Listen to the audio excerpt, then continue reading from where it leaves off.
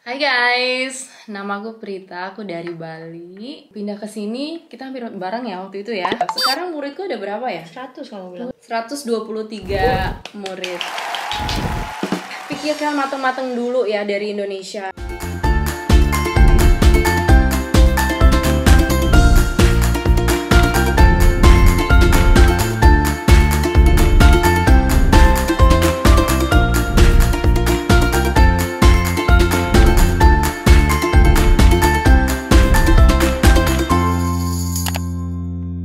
Halo guys, welcome back. Oke Bun, jadi ini kita suasana hitam-hitam ya. Jadi sebenarnya minggu ini kita masih agak low, tapi daripada kita bersedih terus, kita juga mau membagikan sesuatu yang positif atau knowledge atau sharing pengalaman aja tentang kalau pengalaman aku kan kalian udah tahu lah ya, udah basi. Nah inilah pengalaman yang fresh banget yang menurut aku tuh kayak bermanfaat mungkin buat teman-teman di Indonesia atau yang mau pindah ke Belanda dan mau memulai kehidupan baru atau karir baru di Belanda, tapi tidak bisa berbahasa Belanda.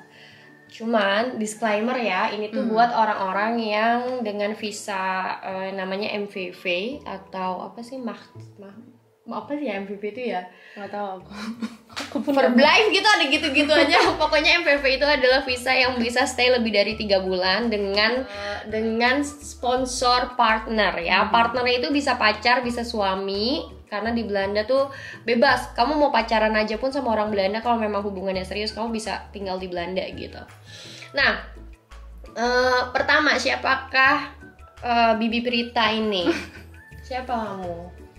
Hai guys, nama aku Prita, aku dari Bali.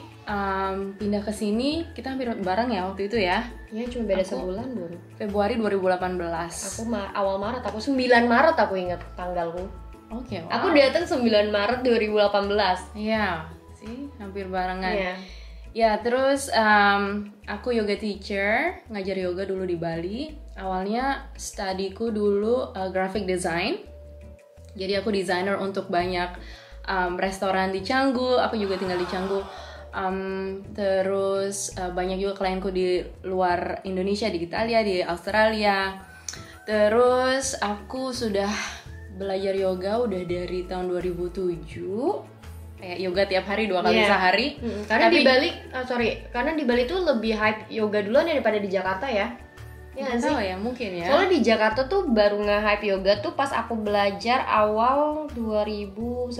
Oke, ya mungkin ya. Dan maksudnya di Bali itu kayak lifestyle-nya gitu loh. Jadi walaupun kamu nggak ke studio, semua yang kita lakuin di kehidupan sehari-hari itu sudah mencerminkan semua ajaran dari yoga yang which is not only asana ya kan, ya, posture gitu, tapi juga gimana cara berbicara, gimana cara memperlakukan orang lain, gimana cara memperlakukan alam sekitar dan lain sebagainya. Terus aku 2016 baru ikut 200 hours yoga teacher training. Karena aku pikir oke, sekarang sudah 10 years later, mungkin sekarang aku udah siap untuk belajar yoga lebih dalam. Dan waktu itu juga niatnya untuk diriku sendiri, nggak untuk buat ngajar. Terus begitu udah mau terakhir yoga teacher training, ternyata aku suka banget ngajar gitu. Terus akhirnya mulai ngajar di Canggu, ngajar di Desa Seni, ngajar di Samadhi, ngajar di Serenity. Terus private juga buat orang-orang yang tinggal di sekitar situ. 99% muridnya adalah foreigners karena kebanyakan orang bule kan yang tinggal di situ. Mungkin 1% aja orang Indonesia gitu. Dan sayangnya kebanyakan tiket untuk masuk ke yoga kelas tuh mahal banget kan. Kayak 150.000 gitu kan. Untuk sekali kelas ya. Iya, walaupun 90 menit tapi untuk orang lokal itu harganya mahal banget ya. Dan ada juga beberapa studio yang kasih kayak harga KTP gitu loh. Kalau punya KTP Bali, ya lebih murah. Bisa murah. Tapi kan ya banyak juga orang dari Jakarta yang pindah ke Bali tuh nggak dapet harga segitu. Jadi ya, dan orang yang ber-KTP Bali belum tentu pede untuk datang ke yoga studio untuk ikut, dan kelasnya juga dikasih dalam bahasa Inggris. Jadi walaupun kadang ada orang Indonesia nggak gitu bisa bahasa Indonesia, aku juga bisa ngajar bahasa Indonesia, cuman kan ribet ya. Iya. Kan kelasnya tuh gede, bisa 60 orang gitu. Jadi pasti harus satu bahasa aja gitu. Iya. Maksudnya kalau di mix nanti kita juga nggak konsen kan, Iya. karena switch bahasa gitu Iya, ya. dan banyak orang, terus banyak yang harus dikasih perhatian kayak gitu. Jadi ya udahlah begitu kan. Terus akhirnya aku pindah ke sini 2018. Aku sudah sebelumnya karena sering ke sini setiap 3 bulan gitu ya. Aku udah bikin kontak sama studio-studio yoga di sekitar Zoetermeer. Keren. Jadi untuk networking, karena aku tahu aku akan ngajar yoga di sini gitu. Terus begitu aku nyampe sini, aku masih harus nunggu 3 bulan, lama banget waktu itu, untuk BSN. Apa Jadi BSN itu Burger Service Number. Aku kali ini aku inget ya. MVV aku lupa guys. Pokoknya itu bahasa Belanda. Kalian Google aja apa itu MPV. Ya, terus ya BSN itu apa nomor induk kependudukan Kayak lah. social service number ya. Ya, kayak NIK KTP kita. Yes, kayak gitu. Jadi kalau kita mau memulai pekerjaan, mau itu kita usaha sendiri atau kita kerja di perusahaan di Belanda gitu, mau itu kerjanya sama orang Indonesia, tapi kan itu sistemnya sistem Belanda ya. Kita harus punya KTP NIK itu dulu ya. Nomor si NIK itu dulu. BSN itu. Karena kita dinyatakan legal untuk bekerja di sini. Dan Bibi Prita ini pindah ke sini karena punya partner juga orang Belanda gitu. Bucin. Iya, bucin. Budak cinta. Bicin ini. Bicin kan? Bibi cinta. Dia bucin sama orang Belanda, jadi ya udahlah dia ikut aja tuh. Bali Ya, karena ditinggalkan. orang Belandanya nggak mau pindah ke Bali karena aku punya rumah di Bali, semuanya sudah mapan. Dia nggak mau lah pindah ke Bali. Ya. Akhirnya salah satu harus ngalah. Dan aku tuh orangnya kayak santai aja ya. Dennis udah datang. Tunggu dulu. Ngapain sih, Pep? Iklan guys barusan ya, sore nih. Ada orang Belanda lewat. Orang Belanda asli. Iya, orang Belanda asli. Oke, jadi kan karena berarti kamu tuh sama kayak aku, Bun. Imigran cinta, Iya. ya kan? Kita pindah ke sini karena bucin. Karena bucin. Nah, terus kan gini. Aku tuh dulu pernah kerja di studionya punya Bibi Prita. Nah, kenapa sih kamu tuh akhirnya memutuskan untuk bikin studio yoga sendiri walaupun tuh persyaratannya susah kan? Dan persyaratannya apa aja nih untuk memulai usaha di Belanda gitu? Jadi begitu aku terima BSN, aku datang lagi ke studio yang waktu itu aku udah bikin network ya kan? Karena mereka udah sebenarnya terima aku sebagai pegawai, cuman butuh BSN number. Jadi selama itu kalau nggak salah 3 bulan or the first 6 months aku kerja buat mereka ngajar yoga. Nah terus si temanku Dani namanya, kamu kenal kan sama Dani? Ya dia sebenarnya orang Belanda tapi kita ketemu di Bali tahun 2008, jadi kita teman baik. Dan dulu sebelum aku pindah ke sini aku pernah tinggal sama dia di rumah dia di Den Haag selama 3 bulan. Nah si Dani bilang, Prit, kamu kayaknya harus buka yoga studio kamu sendiri. I can see it, it's gonna be beautiful gitu kan. Terus aku bilang aku nggak mau buka yoga studio sendiri karena aku tahu gimana bisnis itu ya kan. Aku juga punya bisnis di Bali. Aku cuma mau ngajar, be a better teacher. Dennis. Aduh, iklan gak? Sebel deh. Aku kopi beda. Ayo udah oke. Skip ya. Jadi terus si Dani bilang kayak gitu kan, buka aja. Aku bilang nggak mau, ribet banget gitu kan. Udah buka aja, ntar aku bantu. Dia bilang gitu kan. Dan aku orangnya adalah orang yang suka terima tantangan, nggak bisa ditantang. Kalau kamu tantang aku pasti bilang iya, just to prove to myself that I can do it. And then terus akhirnya dibantuin Dani, kita ke KVK. You know, like daftarin KVK, tunggu dulu Bun. Oke. KVK itu apa? Kamar Van Koophandel. Nah, you know. Chamber of Commerce. Ya, jadi kamar dagang Belanda gitu guys. Oh, iya. Jadi kalau misalnya kita mau bikin usaha, mau itu perusahaan besar atau perusahaan kecil yang cuman 1 orang personilnya atau freelancer legal ya, kita harus daftarkan diri kita beserta si BSN number kita ke KVK ini dan bayarnya cuma 50 euro aja.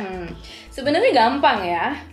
Kamu harus daftar online dulu, isi formulir bla bla bla, terus bikin janji, terus datang ke KVK. Aku datang ke KVK Den Haag.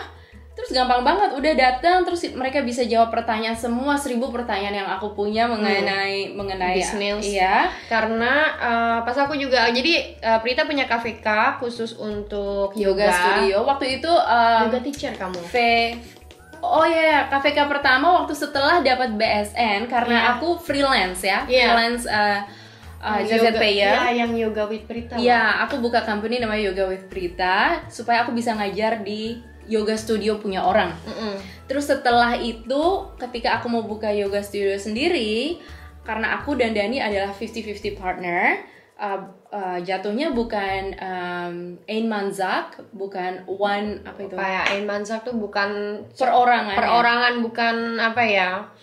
Independen. Iya, bukan freelancer independen tapi ada personilnya lah, walaupun cuma berdua tapi kan ada koleganya gitu lah. Iya, jadi waktu ketika aku sama Dani buka yoga studio, kita company formnya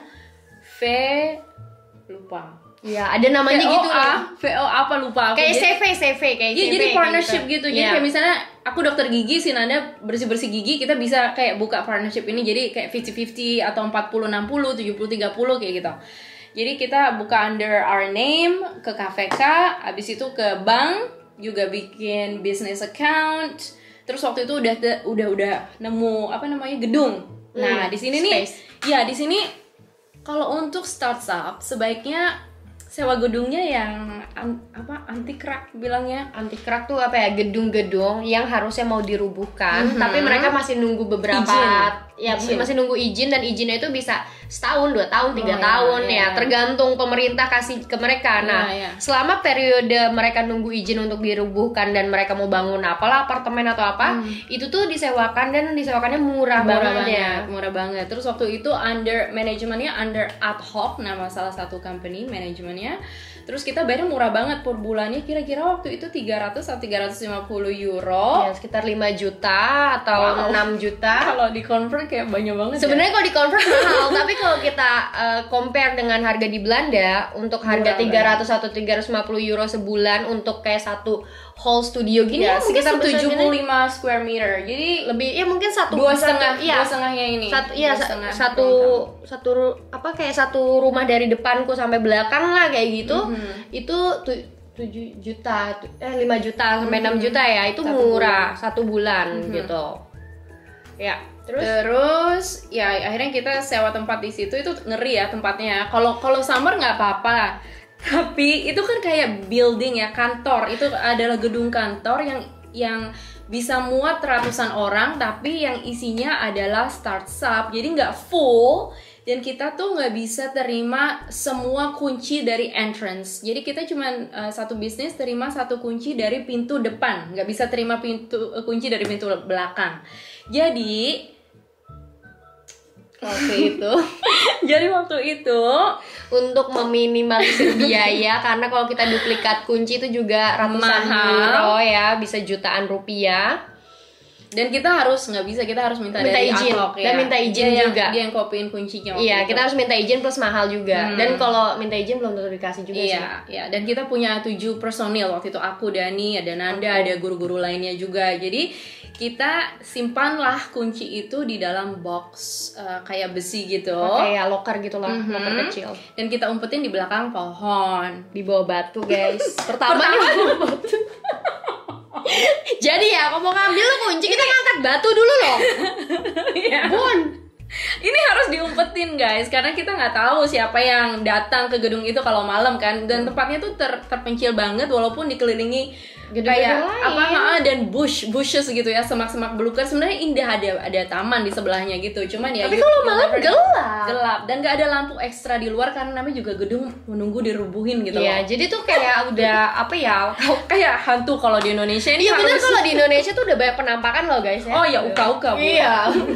Nah terus ya, setelah dipindahin ke batu itu nggak boleh, ketahuan kita dimarahin, nggak boleh gini caranya. Akhirnya ya udah, kita terpaksa cari tempat persembunyian baru. Waktu itu di belakang pohon, di lewat pintu belakang, dan itu makin serem lagi tempatnya. Nah jadi kalau Nanda datang nih, Nanda kan naik kereta nih dari depan, dari Utrecht dia datang, dia muterin gedung ke arah belakang, dia harus lompat semak-semak ke balik pohon, keluarin lah itu kunci. Jadi kalau siang kayak gini ya, lagi summer nggak apa-apa. Tapi masalahnya kalau winter tuh jam 3 udah gelap. Dingin, hujan, terus angin, basah. Kalau ada salju ya kan. Terus dia harus ambil itu kunci, terus dia harus muterin gedung lagi ke depan, barulah dia masuk. Nah, kalau ngajar di Belanda itu ya benar-benar waktu aku ngajar di Bali, kayak waktu ngajar di Desa Seni atau di Samadhi, kita tinggal lenggang kangkung gitu loh, parkir motor, tinggal masuk kayak lapor, kita aku udah di sini ya. Kalau di Jakarta tuh kayak absen tanda tangan udah bye gitu kan. Kalau di Bali absennya cuma aku udah di sini ya, terus kamu tinggal masuk aja. Jadi kayak ruangannya kan udah dibersihin, udah dipelin sama orang. Jadi kamu tinggal duduk manis di depan terima murid. Kalau di sini kita harus buka kunci sendiri. Terus kita harus bersihin ruangan sendiri, hidupin lampu sendiri, bikin teh sendiri. Di sini modelnya ada kayak bikin teh. Nggak tahu di Jakarta ada nggak ada. Teh? Nggak, di Jakarta nggak ada. Paling air mineral sih kalau di Jakarta. Kalau di sini kan mungkin karena ada winter ya, jadi dingin. Iya. Kan kalau malam kan dingin gitu. Jadi orang tuh suka ngeteh gitu kan. Dan kita nyuciin gelas gitu. Setelahnya terus bersihin lagi kalau kotor lantai kita harus bersihin, tergantung lah apa kata si bos ya. Belum juga kalau misalnya ada kayak misalnya member yang belum bayar, kadang bayarnya ke kita loh. Oh iya, jadi dulu nah di sini ya, ini sistem yang kalau untuk yoga studio owner yang nonton ini video dan kalian ada di Indonesia, pasti kalian nggak nyangka kalau sistem di sini tuh so different dan sistem di Indonesia. Kalau sistem di sini kita harus sebaiknya, karena uang jarang di sini, uang cash, semua pembayaran lewat kartu. Jadi kita harus beli software. Waktu itu Momo Yoga kayak 1 bulannya waktu itu kita bayar 20 euro untuk 2 teachers name. Jadi satu namanya Senang, waktu itu nama yoga studionya Senang Yoga, and then satu lagi kayak namaku atau nama Dani. Jadi nama Senang Teacher. Jadi namanya Nanda, namaku, nama guru-guru yang lain teacher. Under Senang Teachers gitu. Jadi karena setiap nama yang kita masukin kita harus bayar ekstra, jadinya kita karena masih baru buka kan harus benar-benar pinter ngolah uang. Nah kita lewat program itu orang-orang bisa kayak beli monthly unlimited yoga, terus semua sistemnya abonement, otomatis auto debit per bulan, dan ada kontraknya kayak misalnya unlimited untuk 6 bulan, unlimited untuk 1 tahun. Jadi kalau mereka nggak bilang ke kita dengan email, kita mau stop nih kayak 1 bulan sebelumnya, itu sistemnya jalan terus gitu. Dan sistem kayak gitu tuh udah normal ya di sini, semua orang udah terbiasa. Orang Belanda tuh bener-bener mau praktis kalau maunya arrange gitu ya. Orang Belanda tuh nggak mau ribet setiap kali bayar gitu. Kalau emang dia udah suka ya pasti, kecuali mereka masih iseng mau yoga pasti mereka bayar once in a while gitu, kayak drop in gitu. Iya gitu.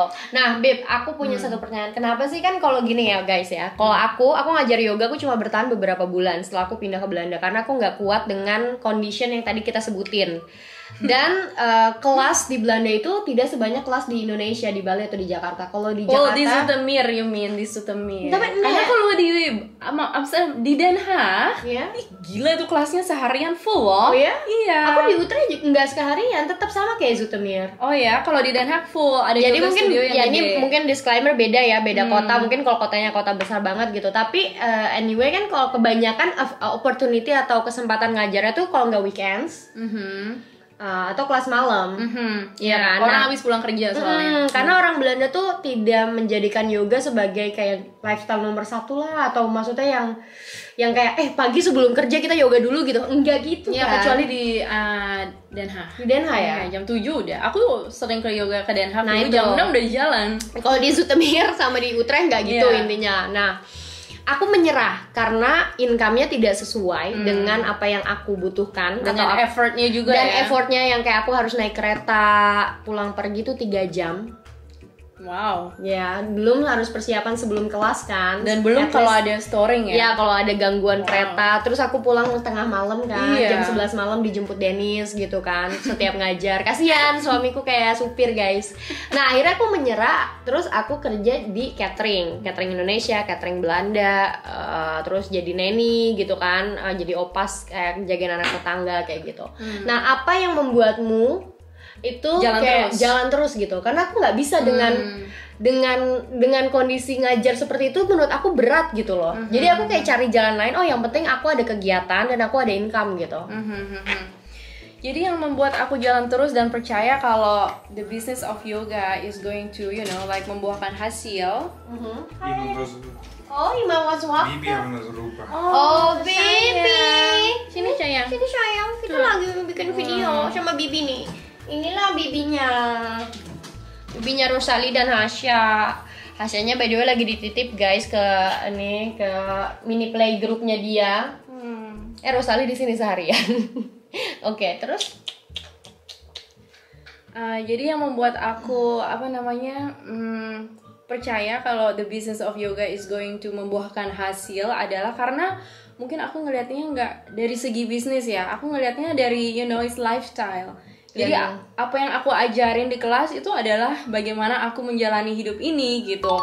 Jadi buat aku ya aku jalan terus aja gitu loh, kayak I have faith, it's going to happen. Dan aku juga selalu mikir ya, kayak the right student will come to me, karena kan ada 125.000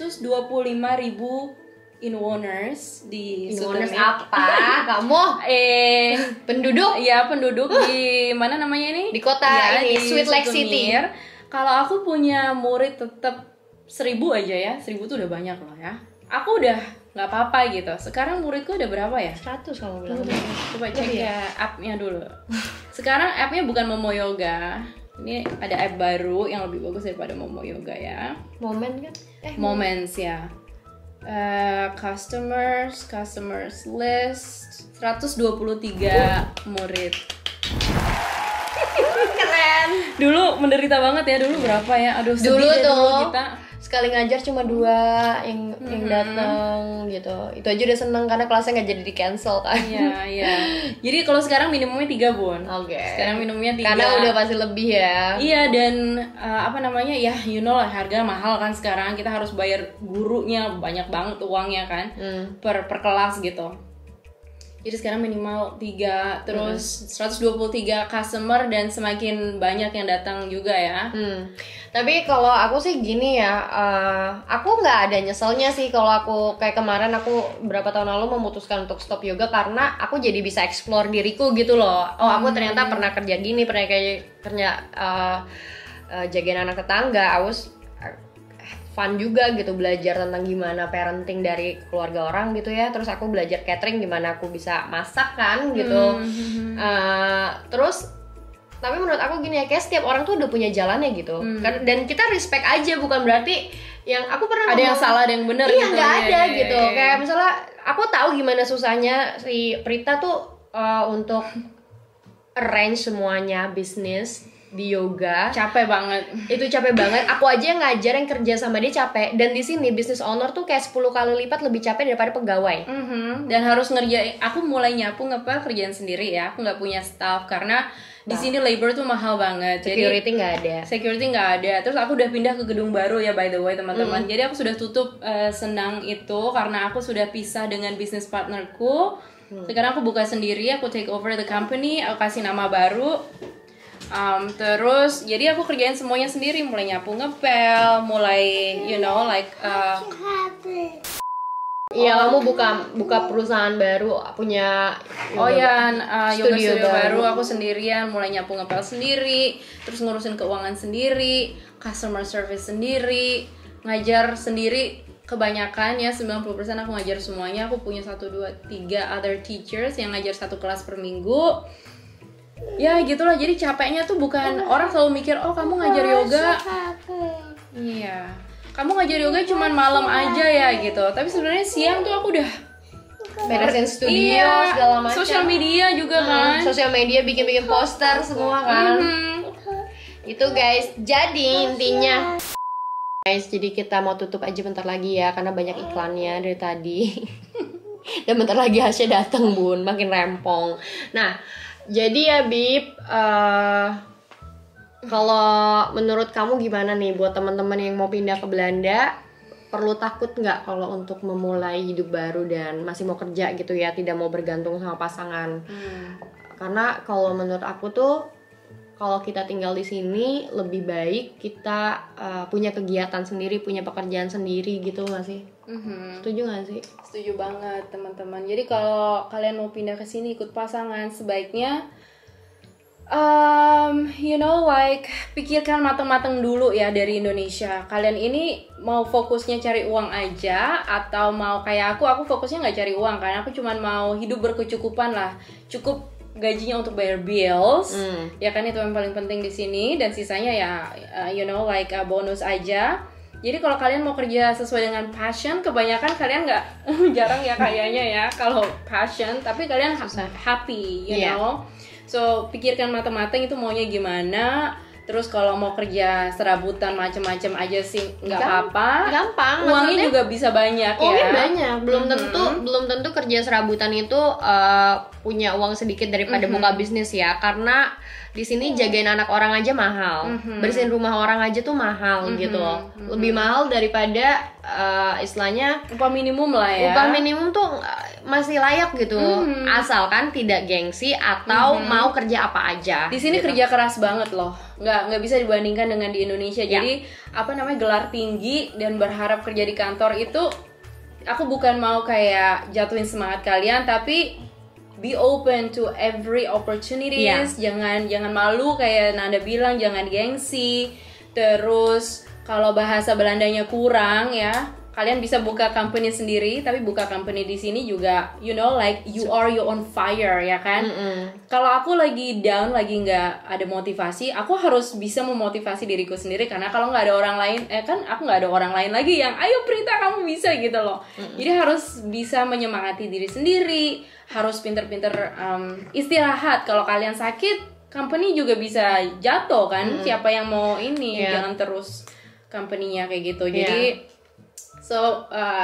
ingat, kerja di sini adalah kerja keras luar biasa, dan gajinya dibandingkan dengan di Indonesia, kalau kalian kerja sekeras di sini itu kecil banget, ya kan?